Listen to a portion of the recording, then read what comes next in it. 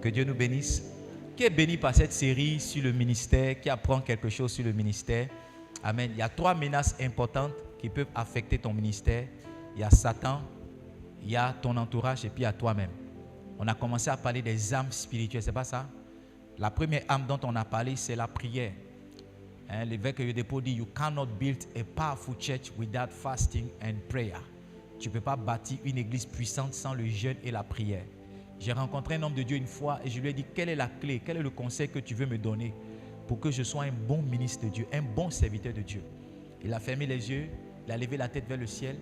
Il m'a dit, je crois qu'un bon ministre de Dieu doit offrir une journée dans les 7 journées de la semaine à Dieu. C'est de là qu'est venue notre journée d'alliance, notre jour d'alliance de jeûne et prière. Depuis qu'il m'a dit ça, il y a 7 années de cela, chaque semaine pratiquement, je fais l'effort de jeûner et de prier pendant un jour. Donc je suis maintenu dans ma cadence à cause de ce conseil qu'il m'a donné. Vous ne pouvez pas être un bon ministre de Dieu, vous ne pouvez pas être un bon enfant de Dieu si vous n'avez pas cette discipline de la prière, cette discipline du jeûne et de la prière. Vous devez faire l'effort d'avoir un jour dans la semaine où vous jeûnez. Si vous êtes dans cette église, on vous a déjà facilité le jour. C'est le jour du jeudi. Amen. Voilà, c'est le jeudi que Jésus a été arrêté. Il a été crucifié, arrêté et tout le reste. Amen. Vendredi crucifié, jeudi il a été arrêté. Donc, si tu veux savoir quel est le prophétique qui accompagne jeudi, je te donne ça. C'est le jour de l'arrestation de Jésus. Amen. Voilà, c'est ce jour-là aussi. C'est ce jour-là aussi, il a prié, puis l'ange est venu le fortifier. Parce que c'est dans le même jardin que plus tard, ils sont venus l'arrêter. Puis Pierre a sorti, c'est pas ça, les épées, il a coupé les oreilles de Malchus. Donc voici la révélation qui peut accompagner ton temps de jeûne. Tu peux appeler ça gestémané, pour dire que je veux prier jusqu'à ce que l'ange me visite. La Bible dit qu'il a prié, son sang est devenu comme des grumeaux de sang. Sa sueur est devenue comme des grumeaux. Vous connaissez la Bible, sa sueur est devenue comme des grumeaux de sang. Amen. La deuxième clé, la deuxième âme dont on a parlé ce matin, c'est la vérité. Éphésiens chapitre 6, on lit à partir. Si j'étais à ta place, j'allais lire Éphésiens, tout le texte d'Éphésiens. J'allais lire tout le texte d'Éphésiens. Tout Éphésiens. Please come and turn off the... Donc l'âme, la deuxième âme dont on a parlé ce matin, quelqu'un se rappelle, c'était quelle âme? C'était quelle âme? La vérité. Éphésiens chapitre 6, verset 11. Il dit, revêtez-vous de toutes les âmes de Dieu afin de pouvoir tenir ferme contre les ruses du diable. Les ruses du diable sont une réalité. Amen. Et puis il dit au verset 12, il dit, car nous n'avons pas à lutter contre la chair et le sang, mais nous luttons premièrement contre les dominations, les autorités, contre les princes de ce monde des ténèbres. Il dit contre les esprits méchants dans les lieux célestes. C'est pas ça?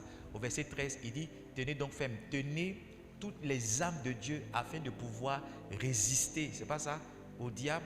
Et de tenir ferme après avoir tout surmonté. C'est bien ça, hein? Il a bossé ça par cœur. Ma femme était là. Il a bossé les versets. Il a bossé jusqu'au verset 18 par cœur. Il peut citer verset 14. Amen. Mais ce n'est pas ça. Donc vous devez comprendre que Satan vous attaque. Les ruses du diable sont une réalité. Il y a ce qu'on appelle le mauvais jour. Yes.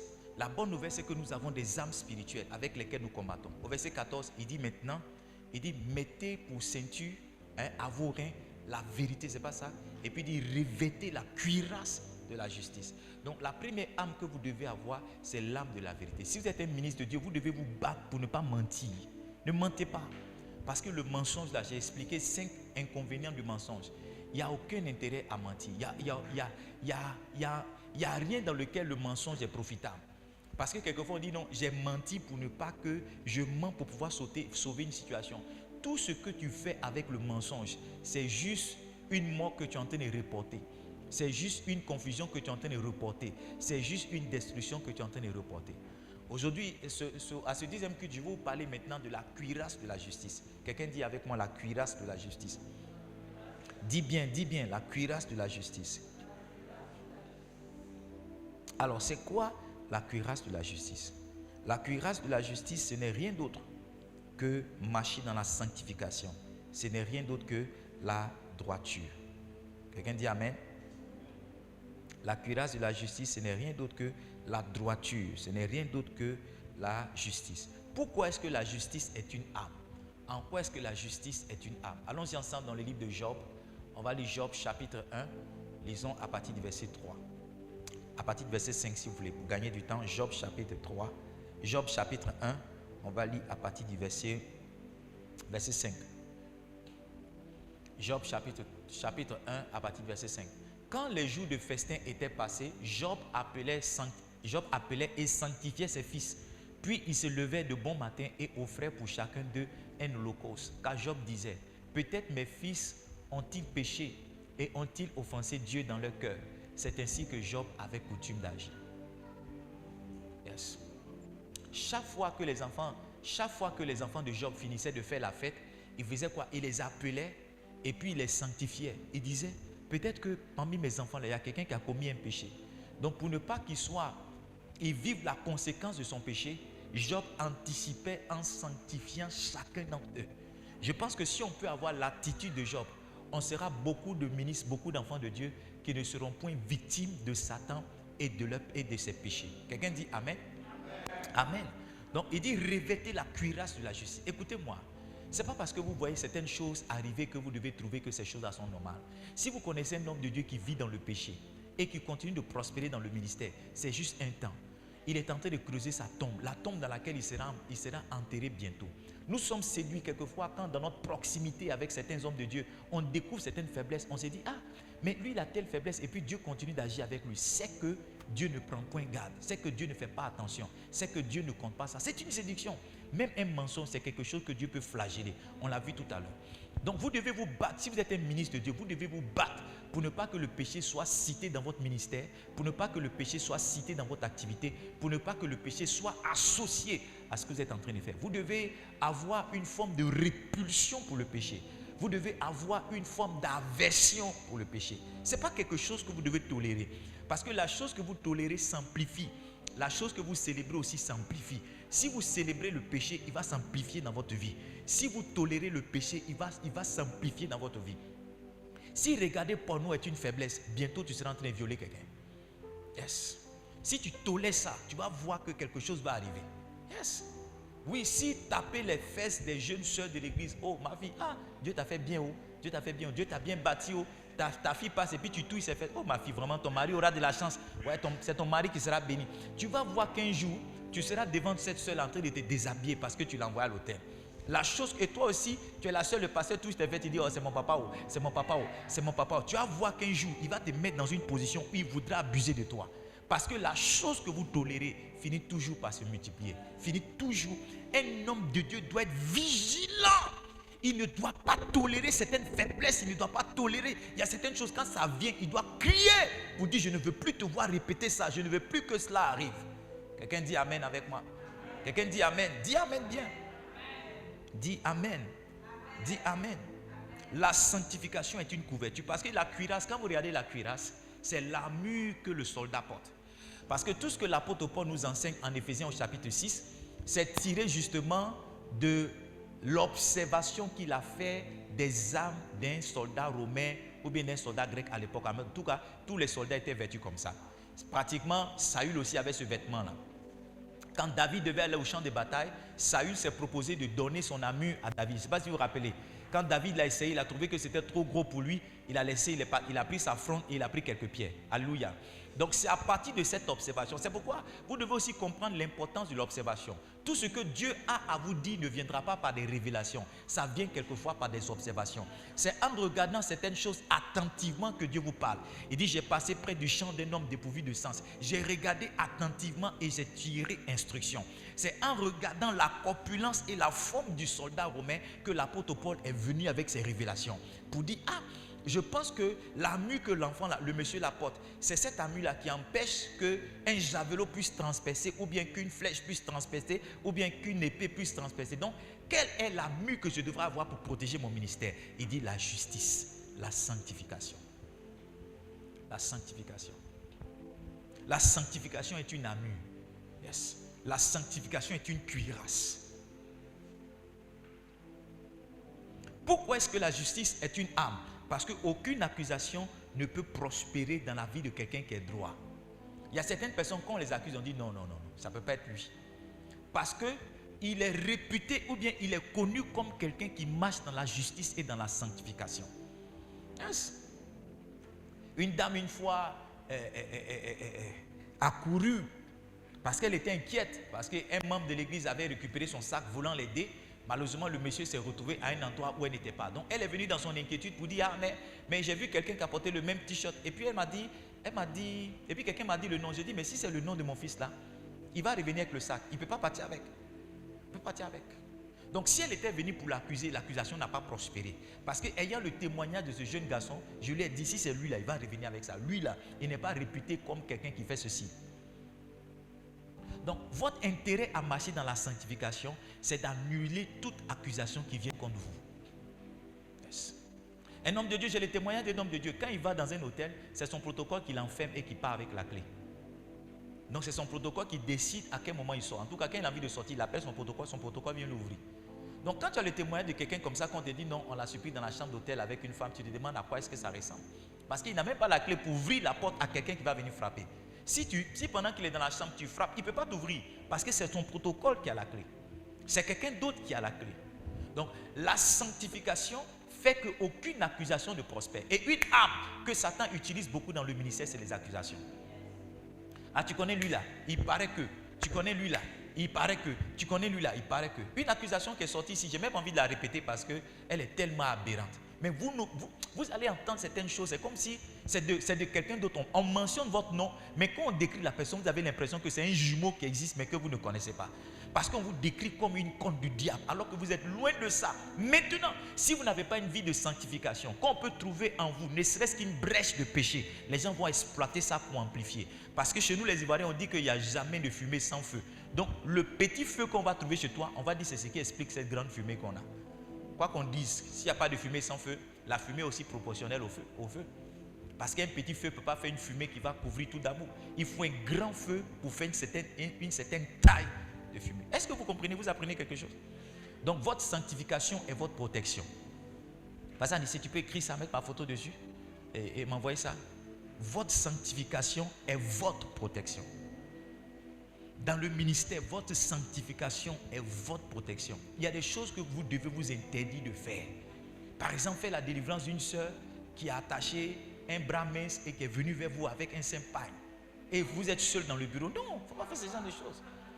Parce qu'une soeur peut prétendre être possédée par un esprit alors que son intention c'est de coucher avec vous. Et le moindre mouvement que vous faites, elle dit ouais, elle laisse tomber son paille. Et vous êtes là, vous luttez entre ce que vous voyez et ce que le Saint-Esprit vous dit. En général, dans ce genre de situations-là, la chair a tendance à prendre le dessus. Hello, oui. Un homme de Dieu que je connais qui nous a raconté, une soeur est venue j'ai entendu son témoignage pendant qu'il prêchait. Une dame est venue le voir dans son bureau avec un morceau de paille attaché. Dès qu'elle est rentrée dans son bureau, devant lui, elle a laissé tomber son paille. Il est monté sur son bureau, il a sauté la dame. Il est sorti. Oui, il est sorti. Votre sanctification est votre protection. Votre sanctification vous protège. L'intérêt de Dieu en vous demandant de vivre dans la sanctification, ce n'est pas tant même de lui faire plaisir, quoique Dieu apprécie votre sanctification, mais c'est d'abord pour votre bien. C'est vous-même dans votre intérêt de ne pas accepter de passer par certains péchés. Je vous assure, si vous êtes un enfant de Dieu et que vous êtes un pasteur en plus, vous perdez votre temps à vivre dans le péché. Une chose que le péché fait, le péché vous retarde. Le péché vous retarde. Le péché est derrière vous comme une mauvaise odeur. Le péché est derrière vous comme un aimant. Et chaque fois que vous avancez, il accumule les déchets, jusqu'à ce que vous arrivez quelque part, on dit que vous êtes trop gros ou bien vous n'avez pas assez d'espace pour passer. Et vous regardez autour de vous, il y a un problème. Mais le péché s'est tellement acculé qu'il vous a donné une certaine forme spirituelle. Vous êtes un pasteur, ne jouez pas avec le péché. Ne jouez pas. C'est pourquoi dans cette église, je ne vais pas tolérer le péché. Non, je ne vais pas tolérer. Je ne vais pas tolérer. Les gens veulent qu'on accepte le péché dans lequel ils sont.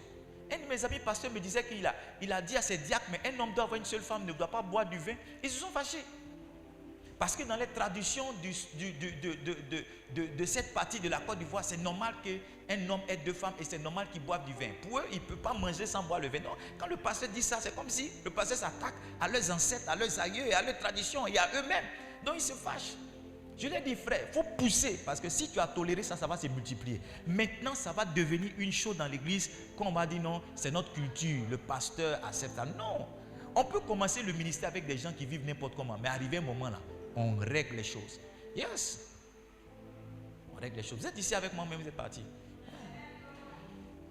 Recherchez la sanctification, il dit sans laquelle nul ne verra Dieu. 1 Thessaloniciens 4, le verset 3. Vous devez rechercher la sanctification. Vous devez poursuivre la sanctification. Vous devez courir après la sanctification. Vous devez désirer la sanctification.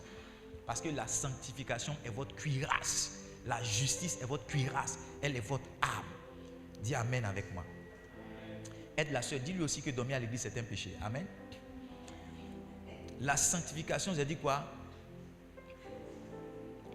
Fait qu'aucune accusation ne peut prospérer. Deuxième chose, la sanctification vous protège. La sanctification fait quoi? Elle vous protège. Elle vous protège. Donc, deux raisons pour lesquelles la justice est une arme. La première raison, c'est que avec la justice, aucune accusation ne peut prospérer. Deuxième raison, c'est que la justice de Dieu vous protège. La justice de Dieu fait quoi? La justice de Dieu fait quoi? Elle vous protège. Proverbe 14, verset 11. Proverbe 14, verset 11. Proverbe 14, verset 11. Yes. Ce que Dieu veut, c'est votre sanctification. C'est que vous absteniez de l'impudicité. Proverbe chapitre, j'ai dit combien? Proverbe chapitre 4, 14, verset combien? 11. Proverbe chapitre 14, verset 11. L'ordinateur est planté. 14, verset 11. Alors, j'ai le verset, si je peux lire pour vous. Il dit, la maison des méchants sera détruite, mais la tente des hommes droits fleurira. La tente des hommes qui marchent dans la sanctification, leur tente va fleurir. Mais ceux qui sont des méchants qui vivent dans le péché, leur maison sera détruite. Écoutez-moi, à partir du moment où vous êtes un homme de Dieu, vous êtes un enfant de Dieu, que vous vivez dans le péché, vous avez placé une épée de Damoclès sur votre tête. Bientôt votre destruction sera prononcée. C'est un temps de suicide que le diable vous donne. Yes. Vous êtes un pasteur, vous vivez n'importe comment, vous vivez comme vous avez envie de vivre. C'est une épée de Damoclès que vous avez posée sur votre tête. Yes. On est parti quelque part, on a trouvé un prophète, mais qui boit, c'est pas qui boit en mangeant, qui boit pour se saouler. Qui boit pour se saouler. Qui boit pour se saouler. Moi, on m'a pas appris, moi je suis pas allé dans cette école. L'école ministérielle à laquelle je suis parti, c'est l'école où tu ne dois pas être un scandale pour quelqu'un. Ça veut dire, même si une chose est permise, qu'elle t'est utile, à partir du moment où quand quelqu'un te voit faire ça, sa foi est affectée, tu ne fais pas. Donc, je ne suis pas au stade de est-ce qu'il faut boire, est-ce qu'il ne faut pas boire. Je suis au stade de est-ce que si tu me vois boire l'alcool, est-ce que tu vas continuer de m'honorer ou bien tu vas trouver que j'ai rétrogradé. Donc, si tu me vois boire l'alcool, te faire penser que j'ai rétrogradé, ça veut dire que l'alcool est quelque chose que je ne dois pas toucher. Yes. Je suis allé dans une ville dont le nom commence par Y en Côte d'Ivoire ici. Et pendant que j'étais assis, le monsieur qui est venu me servir à la nourriture, avant que la nourriture arrive, voulait me proposer une boisson. Il m'a proposé une boisson énergisante. À l'époque, je touchais encore ce genre de boisson, mais je n'en touche plus maintenant. Et quand il m'a déposé la boisson avait la même forme qu'une bière. J'ai dit, mais ça c'est une bière que tu m'as envoyé. Il dit, non, c'est pas bière, que c'est énergie. J'ai dit, c'est quelle énergie qui a forme de bière comme ça? Et puis, voici ce que j'ai dit. J'ai dit, il ne faut pas que quelqu'un d'autre me voir en train de boire énergie comme ça. Puis il va dire, non, le passant boit bière. Donc, j'ai servi et j'étais tenté de mettre la bouteille sous la table. Mais j'ai laissé. Effectivement, au bout de quelques minutes, mes amis pasteurs sont venus parce que je leur ai donné la position où j'étais assis en commandant mon plat. Et quand ils sont venus, qu'ils sont rentrés dans le coin, ils ont eu la même réaction. Ils se sont dit, mais regarde, qu'est-ce qui lui arrive? Il boit bien maintenant. Donc quand ils arrivent, dès qu'ils arrivent, qu'ils me saluent, la première chose que je leur dis, non, ça c'est pas une bière, c'est une boisson énergisante. Et ils se sont confessés maintenant pour dire, quand on t'a vu de loin, là, on s'est dit, Dieu, il y a quelque chose qui t'arrive, hein? Il y a quelque chose qui t'arrive. Il y a quelque chose qui t'arrive. Yes. Vous ne devez pas tolérer, vous ne devez pas accepter. Vous ne devez pas être dans le langage de est-ce que je peux faire, est-ce que je ne peux pas faire. Vous devez être dans la question de est-ce que cela va édifier les gens. C'est pas ça. Il dit tout m'est permis, mais tout ne m'est pas utile. Tout m'est permis, mais tout n'édifie pas. Il dit tout m'est permis, je ne me laisserai asservir par quoi que ce soit. Yes. Donc la chose que tu veux faire là, est-ce que ça va scandaliser d'autres personnes? Il y a des choses même qu'on ne dit pas. Parce qu'il y a certaines personnes, en entendant, ça va les scandaliser. Ça va les scandaliser. Mais je vous assure, si vous vivez dans le péché, c'est une épée de Damoclès que vous avez placée sur votre tête. Vous avez placé, tôt ou tard, votre destruction sera prononcée. En fait, votre destruction a été prononcée. Maintenant, on attend sa manifestation. Vous êtes ici, bien vous êtes partis. Yes. Je vous en supplie, chers enfants de Dieu, vivez dans la sanctification. Vivez dans la sanctification. J'ai envie de vous partager rapidement quelques conséquences du péché. Première conséquence, allons-y ensemble. Ésaïe 59, lisons ensemble les deux premiers versets. Ésaïe 59, les deux premiers versets. Il dit non. C'est comme ça que ça commence. Pour dire que tout ce à quoi vous avez pensé là, c'est pas vrai. Il dit non. Ésaïe 59, les 2 premiers versets. Il dit non, la main de l'Éternel n'est pas courte pour sauver, ni ses oreilles trop dures pour écouter. La main de l'Éternel n'est pas courte pour sauver, ni ses oreilles trop dures. Ça veut dire que l'impression que quelqu'un qui vit dans le péché a, c'est que Dieu est trop lent à l'aider. L'impression que quelqu'un qui vit, c'est même pas une impression, c'est la réalité. Toute personne qui vit dans le péché, c'est comme si rend lent la main du Seigneur pour son salut. Toute personne qui vit dans le péché, c'est comme si elle fermait les oreilles de Dieu à ses cris et à ses détresses. Yes. Parce que quoi qu'on dise, Dieu n'exauce pas le péché, c'est pas ça. Jean chapitre 39, Jean chapitre 9, verset 31. Il dit, nous savons que Dieu n'exauce point le péché. Dieu n'exauce point le pécheur. Donc tu ne peux pas vivre dans le péché et t'attendre à un exaucement de Dieu. Donc quiconque vit dans le péché a fermé le ciel au-dessus de sa tête. Il dit non, la main de l'Éternel n'est pas courte pour sauver, ni ses oreilles trop dures. Maintenant au verset 2, il dit ce sont vos péchés. Voilà. Il dit nous savons que Dieu n'exauce point le pécheur. Mais quiconque quelqu'un l'honore, si quelqu'un l'honore et fait sa volonté, c'est celui-là qui l'exauce. Donc quiconque marche dans la sanctification a décidé que Dieu exauce ses prières. A décidé que Dieu exauce ses prières. Vous êtes ici, bien vous êtes partis. Yes. Quiconque marche dans la sanctification a décidé que Dieu exauce ses prières. Maintenant reviens, nous sommes en train de parler des conséquences du péché. Reviens s'il te plaît en Ésaïe chapitre 59, le verset 1 au verset 2. Est-ce que vous êtes ici? Vous apprenez quelque chose? Vous apprenez quelque chose? Vous devez vous battre, chers enfants, pour vivre dans la sanctification. Parce que ce n'est pas une chose facile. La main de l'Éternel n'est pas courte pour sauver, ni son oreille trop dure pour entendre. Qu'est-ce qui fait ça? Il dit, mais ce sont vos crimes qui mettent une séparation entre vous et votre Dieu. Quiconque vit dans le péché est séparé de Dieu.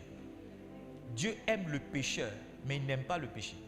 Donc si tu as transporté le péché sur toi, automatiquement, Dieu va te tourner le dos. Il dit, lama sabatani, c'est pas ça? Pourquoi? Hein? Pourquoi? Pourquoi? Yes, à partir du moment où Jésus transporte le péché de l'humanité, il observe l'abandon de Dieu. Dieu ne coopère pas avec le péché. La Bible dit qu'il est saint. Il est saint. On ne peut pas transporter de vous écouter. Non seulement Dieu ne t'écoute, Dieu ne t'exauce pas, mais avant cela même, il ne t'écoute pas du tout. La Bible dit que les prières de quelqu'un qui vit dans le péché sont comme une abomination aux yeux de Dieu. Donc quand vous vivez dans le péché, Dieu vous cache sa face. Tu cherches Dieu pour ton ministère. Tu cherches Dieu, mais ça n'avance pas. Tu cherches Dieu, tu cherches Dieu, tu cherches Dieu, tu cherches Dieu, ça n'avance pas. Ça n'avance pas. J'ai observé dans ma petite carrière de pasteur qu'il y a beaucoup de personnes en réalité, ce qui ne les fait pas avancer, c'est un péché qu'ils n'ont pas confessé. Yes. On verse l'huile, on fait culte prophétique, culte apostolique, culte pastoral, culte évangélique, culte, aidez-moi, doctrinal. On fait tous les cultes, on verse l'huile, on verse l'eau, imposition des mains, imposition des pieds, imposition de poitrine, imposition de dos, coup de tête, on fait tout. Délivrance, culte d'âme, on fait. Mais il y a quelque chose. Jusqu'à ce que le scandale arrive, tu dis, ah, je comprends maintenant. C'est cette faiblesse-là qui a bloqué la vie de cette personne. La vie chrétienne marche. Si vous appliquez les clés qu'on enseigne ici, votre vie chrétienne aura une certaine saveur. Mais si vous ne les appliquez pas, que vous pensez que vous avez des raccourcis, ça ne va pas marcher. On ne peut pas associer le mal et le bien et s'attendre à moissonner le bien. Non! Vous mettez un peu d'huile dans l'eau, ce n'est plus l'eau que vous avez de l'eau mélangée à de l'huile. Et voici la vie, voici ce à quoi ressemble la vie de beaucoup de personnes. C'est mélangé. C'est mélangé. Ce qui est étrange, c'est que le jour où vous plongez votre main dans cette eau qui contient un peu d'huile, quand vous enlevez votre main, il y a de l'huile sur votre main. Yes. Et certaines personnes, quand tu touches leur vie, l'odeur qui reste sur ta main, c'est une odeur de péché. Je vous en supplie, si je dois me mettre à genoux, ou si je dois le dire dans une autre langue, dites-moi, je le ferai. Mais combattez et fuyez le péché. Il est à la base de la destruction de beaucoup de vies, de beaucoup de destinées, de beaucoup de ministères. La séduction de la compassion et de la miséricorde de Dieu, c'est qu'on croit qu'on peut tomber aussi longtemps, aussi nombreusement qu'on veut dans le péché. Tôt ou tard, Dieu nous pardonnera. C'est une séduction. Il y a des gens qui n'ont pas eu besoin de pécher 2 fois et puis ils ont été rappelés. Demandez-moi combien de fois Saül a fait une erreur. David est parti jusqu'à tuer un homme.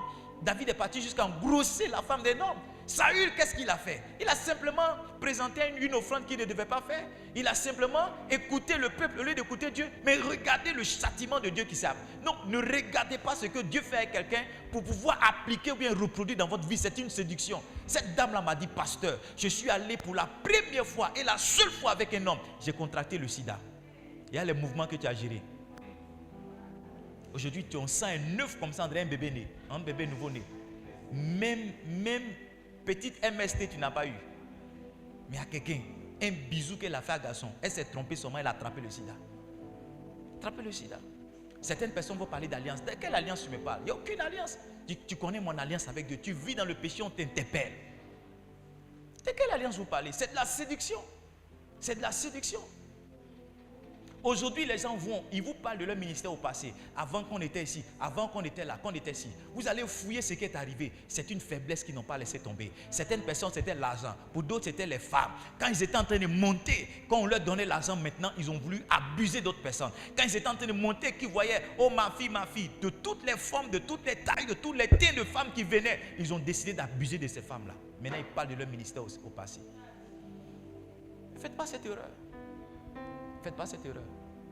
La Bible dit, je crois que c'est dans le livre de 1 Corinthiens chapitre 10 verset 13. Parce que quelqu'un va dire, ah papa, j'ai été tenté, je suis tombé, j'ai été tenté. Je vais expliquer ce témoignage de ce frère-là, qui était un appelé. Je les appelais d'hommes à l'église, d'hommes dans les coins, façon.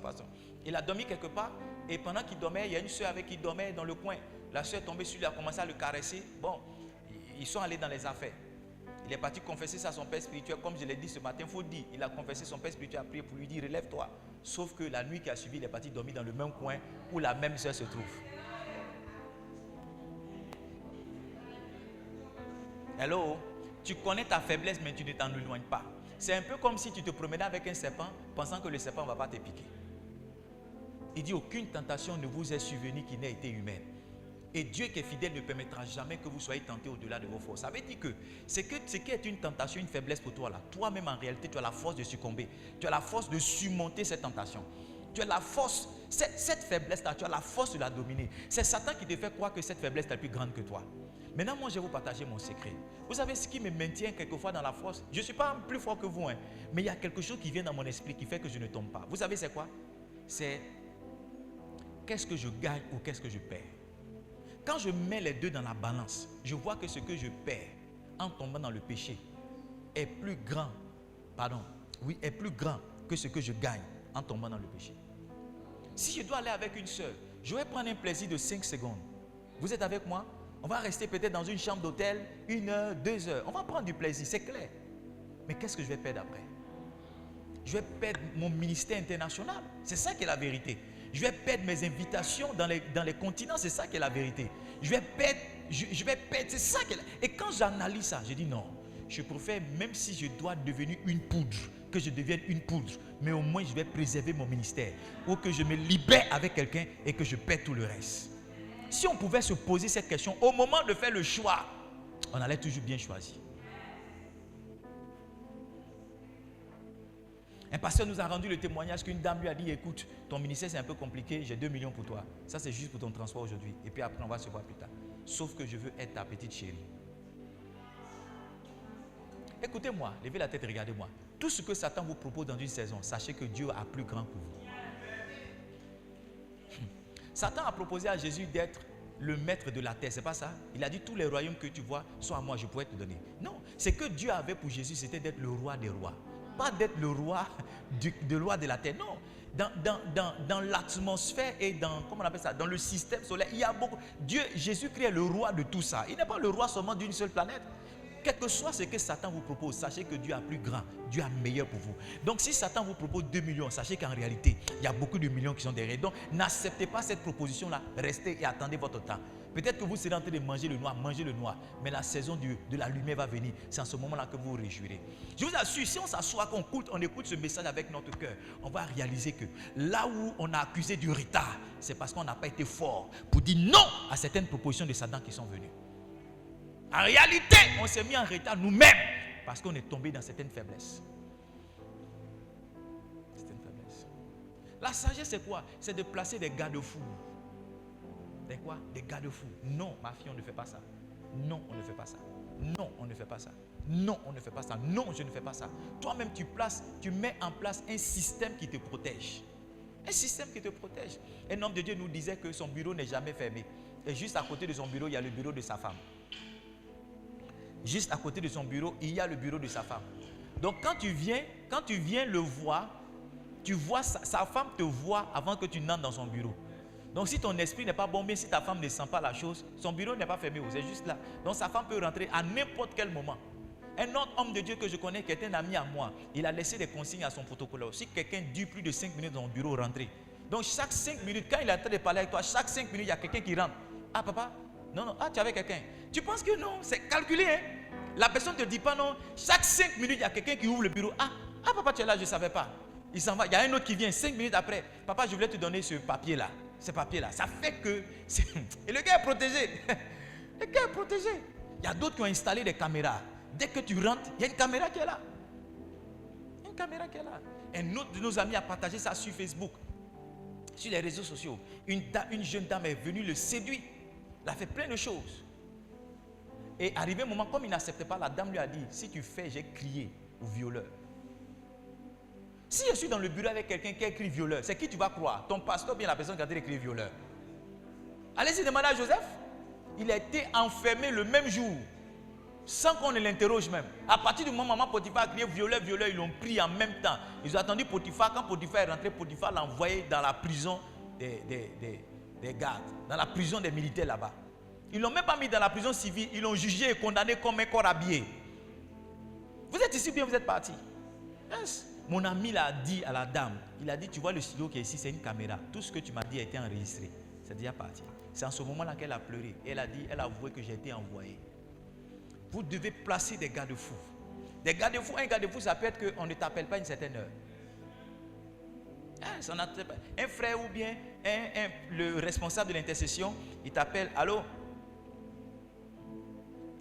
Il t'appelle à minuit 5. Il dit, tu dors? Et toi aussi, tu es bête, tu dis, non, je ne dors pas.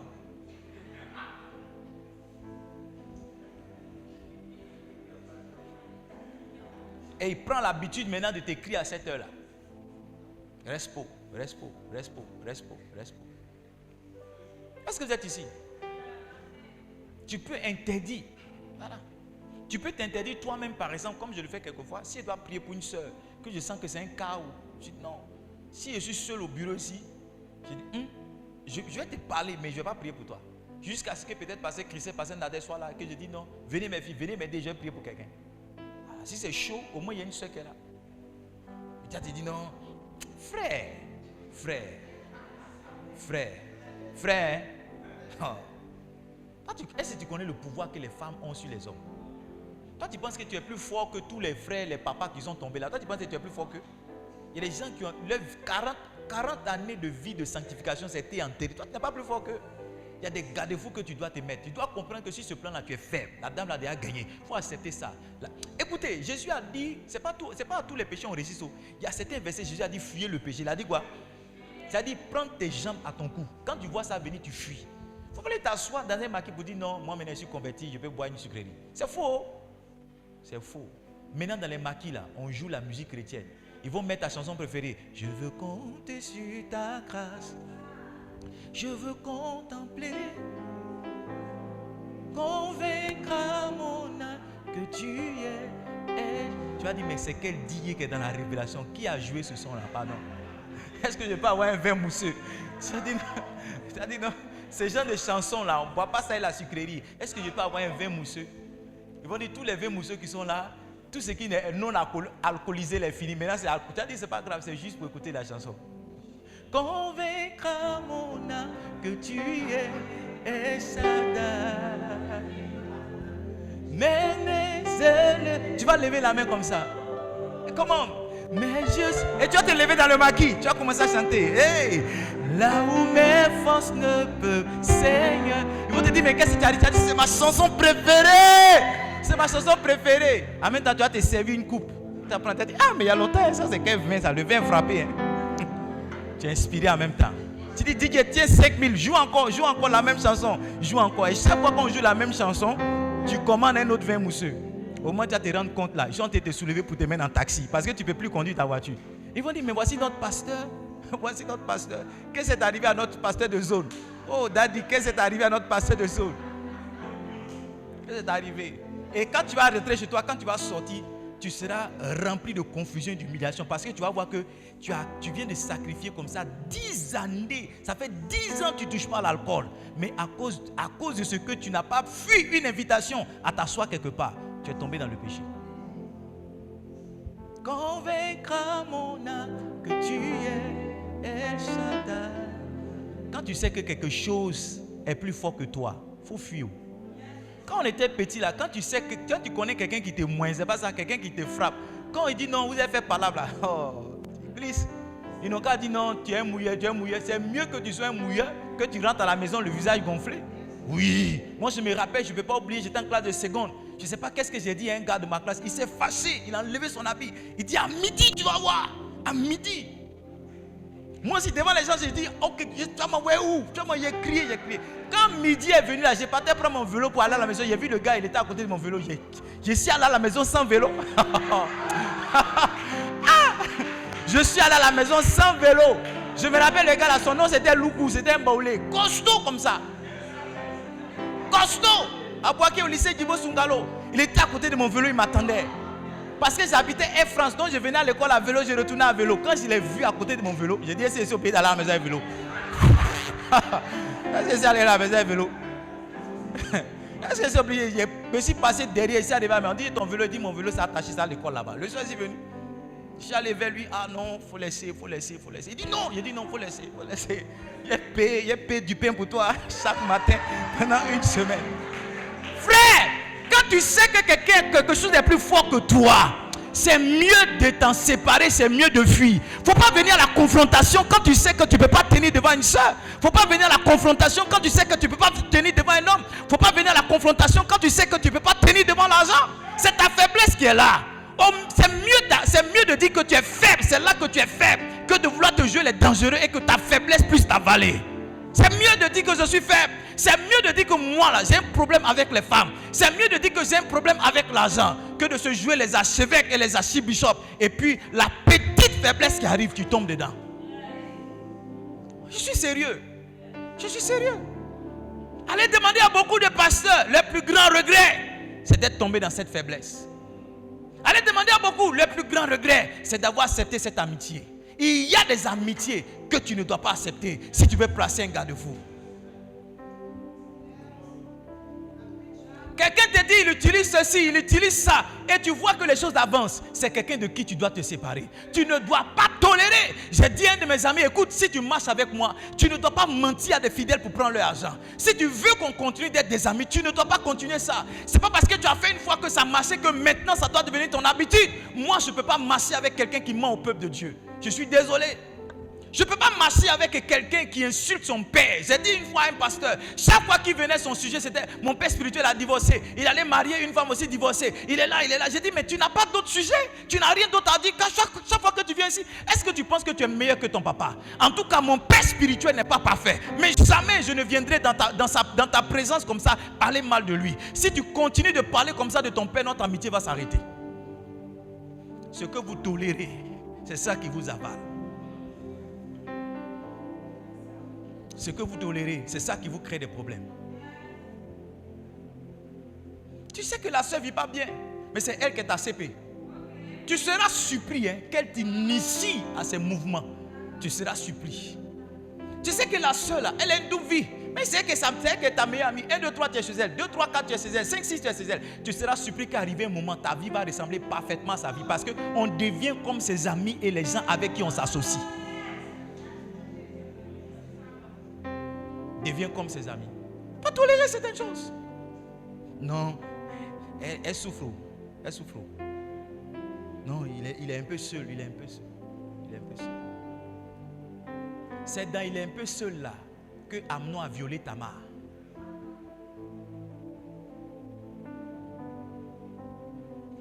Non, papa, il n'a pas de femme. Il est seul. J'ai allé la dernière fois, je lui parle, toi est sale comme ça. Oh. Si c'est un porc, laisse-le là-bas. Toi, s'il ne peut pas balayer sa maison, s'il ne peut pas appeler une servante qui va venir matin et retourner le soir, pardon, il ne faut pas jouer à ce jeu-là. Non, c'est un frère de l'église et puis c'est un pasteur, il ne faut pas jouer à ce jeu-là. Pas jouer à ce jeu-là. Non, c'est un frère de l'église, c'est un pasteur, tu vas commencer à préparer, tu es caché par lui donner, parce que tu sais que, tu vois, il y a des choses qu'on fait puis on se cache, on n'en parle pas à tout le monde, c'est parce que nous-mêmes on a le témoignage intérieur que ce n'est pas bon. Et comme on ne veut pas être découragé dans notre élan, on n'en parle à personne jusqu'à ce qu'un scandale arrive. Sinon, avant que ça n'arrive, il y a le témoignage du Saint-Esprit qui te dit, regarde, le chemin n'est pas bon. Tu te caches, tu vas donner à manger, tu vas donner à manger. Et puis un jour, le pasteur, il te lave maintenant avec ta sauce que tu as envoyée là. Un gars, il était assis au maquis, il a tapé les fesses d'une serveuse. La serveuse dit, mais tu me tapes pourquoi? Il dit, mais tu m'as donné boisson, je suis saoulé de taper qui? Si tu lui as donné piment qu'il est rassasié, il n'a qu'à... Toi, tu lui as donné piment là. Si toi, il va verser piment là. Maintenant, tu as porté ton foulard pour venir. Les hommes ne sont pas bons. Les hommes sont mauvais. Tu vas devenir Mère Teresa. Tu vas devenir la conseilleuse, la mère, la haute conseillère. Écoutez-moi. Vous n'avez pas besoin d'attendre qu'un serpent vous pique pour voir que le venin est dangereux.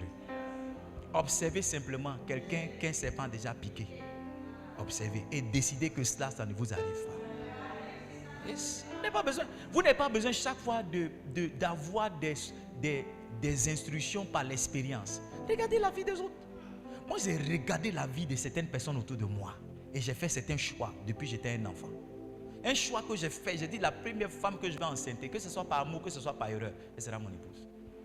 C'est un choix que j'ai fait. J'ai observé la vie de certaines personnes. J'ai regardé la vie de certaines personnes. J'ai vu certaines personnes vivre au village. J'ai vu que leur mentalité était bloquée. Dès que j'ai eu la possibilité de quitter le village, j'ai plus mis pied. Quand j'ai dit j'ai plus mis pied, ça ne veut pas dire que je ne retourne plus. Mais ce n'est plus maintenant dans mes calculs un jour d'aller m'asseoir au village. Pourquoi?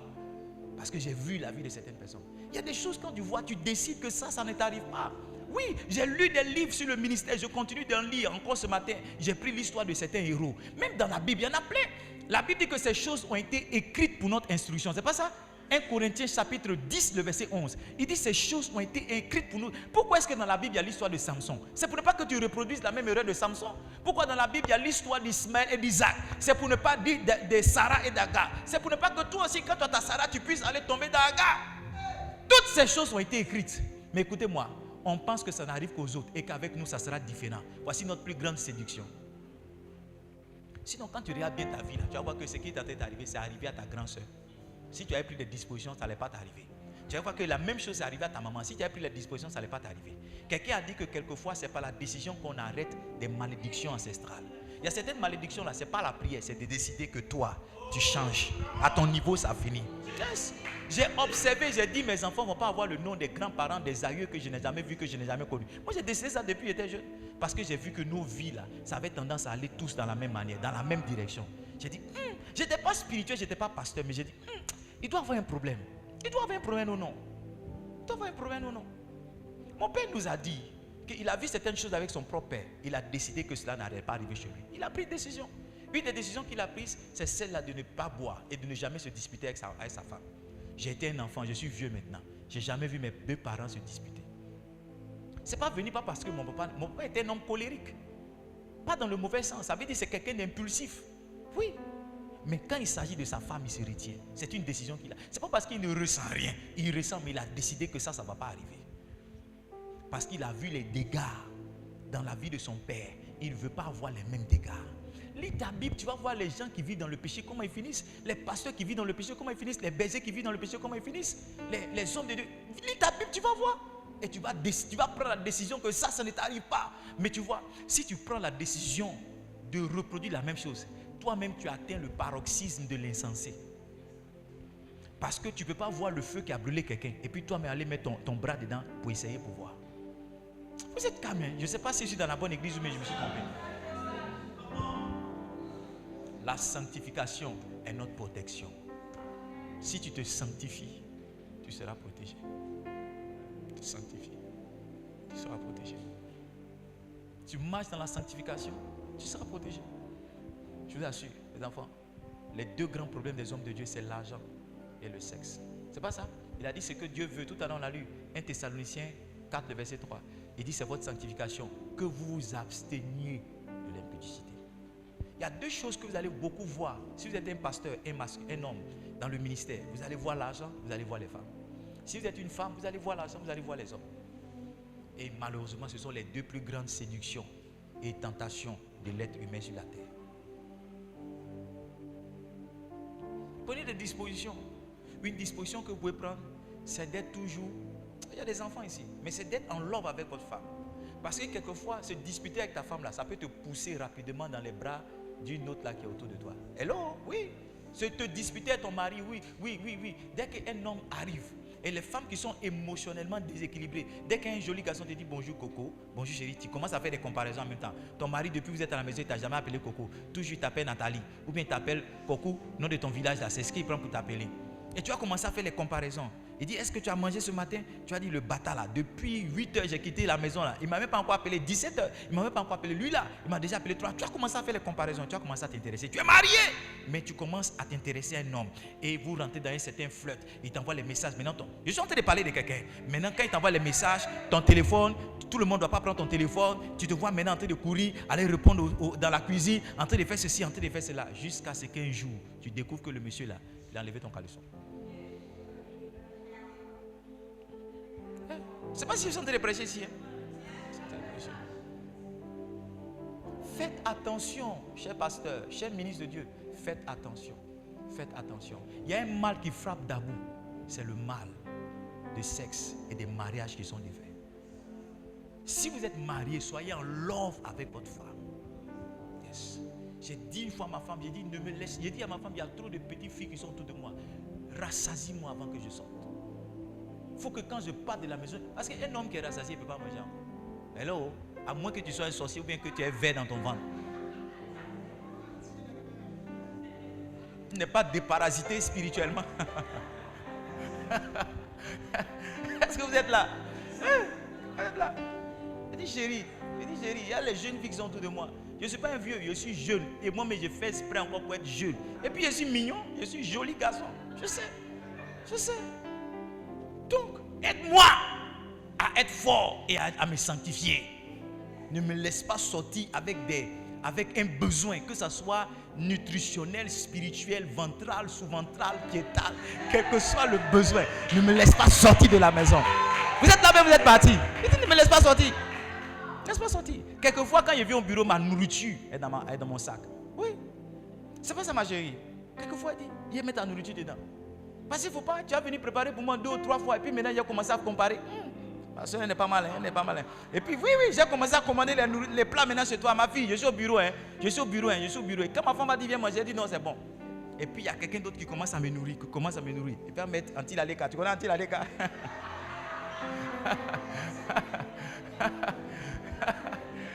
Est-ce que je prêche ici ce midi? Est-ce que je prêche ici ce midi? Et puis maintenant, arrivé un moment, tu vas voir maintenant que tu ne manges plus à la maison. La soeur anti-laleka, la soeur en tout. La soeur en tout a fait un travail et puis elle te possède maintenant. Elle va commencer maintenant à te dire que ta femme n'est... Et puis maintenant, tu as tombé dans la séduction. Faites attention, placez des garde-fous. Placez vous-même. Asseyez-vous, réfléchissez, dites qu'est-ce que je peux faire pour me sauver moi-même. Me sauver. Il y a certaines personnes qui t'appellent, tu mets sur haut-parleur. Oui, ta femme est là, elle entend. Oui, tu mets sur haut-parleur. Mets sur haut-parleur. Quelquefois, tu fais exprès, tu donnes le téléphone à ta femme, dis-lui que je me lave. Et quand la soeur, quand elle entend la voix de maman, elle comprend maintenant que, souvent, le téléphone de papa peut être dans la main de maman. Donc, elle dit, Une soeur m'a écrit, elle dit, pasteur, je ne fais rien de mal. Dieu même est amour. Si. Elle dit, Dieu est amour, pasteur. Je vous aime, ce n'est pas ma faute. Et ce n'est pas un péché si j'aime. Depuis quand aimer quelqu'un, c'est un péché. Pasteur, offrez-moi une nuit. Une nuit, je veux juste une nuit.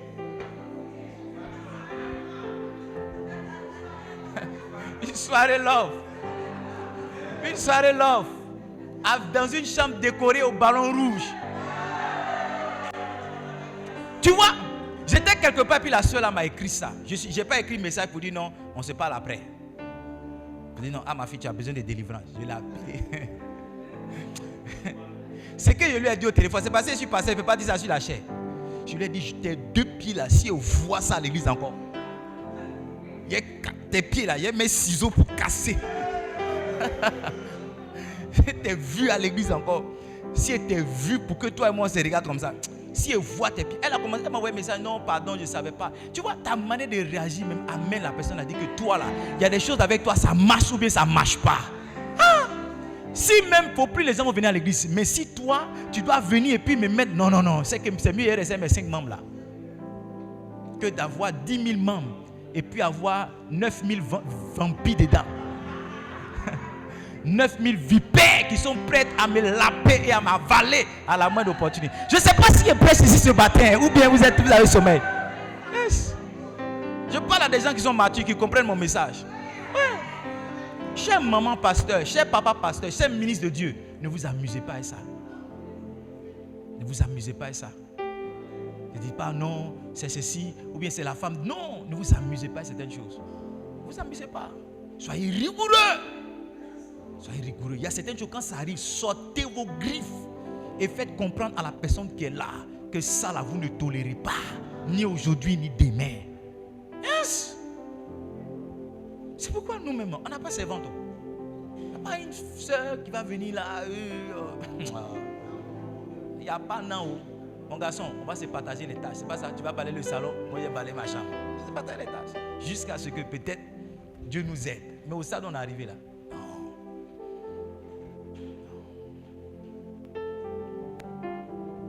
Il dit revêtez la cuirasse de la justice, la cuirasse de la sanctification. La bonne nouvelle avec la sanctification, c'est qu'elle cache toutes vos faiblesses. Parce que la cuirasse, quand un homme est dans une cuirasse, tu ne vois pas son corps. Yes. Et la sanctification qu'on a reçue par Christ, elle cache toutes nos faiblesses. Quand je suis devant vous comme ça, il y a des gens même qui n'ont pas il y a des gens même qui, si je leur dis qu'il a faim, ils ne vont pas comprendre. Ah, papa aussi il a faim. Lui il gêne tout le temps. Oui, parce que quand je suis devant vous comme ça, il y a certaines faiblesses que vous ne pouvez pas vous imaginer que j'ai. Alors que je suis faible. C'est la sanctification qui cache les faiblesses. Une autre disposition que j'ai et qui m'aide quelquefois, c'est que je mange rarement dehors. Je mange rarement. Rarement. Il m'arrive de manger dehors, mais c'est rare. Ça veut dire dans le mois, je peux manger une fois dehors. Sinon, c'est moi, si je vais à Abidjan, je reviens. Parce que ma femme m'attend pour manger. Pas les gens, 1, 2, 3, il va manger arachide ici, il va manger maïs ici, il va manger payer maïs au carrefour Jacquesville, il va arriver à Petro-Ivoire, il va prendre les cahiers Bofloto. Après il va arriver à Batim, il va payer Bissap là-bas, il va arriver quelque part avec Cocody à Djamé. Dès qu'il va descendre à Djamé, il va payer œuf avec piment. Il va aller à l'école là-bas, il va faire un peu de cours, il va manger garbe avec ses amis, il va revenir, il arrive à la maison, son ventre est rempli comme ça. Il ne peut pas manger de sa femme. Il va mentir que non, elle a fait une sauce qu'il n'aime pas, alors qu'il est déjà rassasié. Et quand tu as vraiment faim là, même l'eau sale, tu peux prendre pour boire. Est-ce que je vous ai béni ce matin? On va se tenir debout, on va prier. Je vous en supplie. Marchez dans la sanctification, cher pasteur. Je veux compter sur ta grâce. On a besoin de la grâce de Dieu pour marcher dans la sanctification. Convaincra mon âme que tu es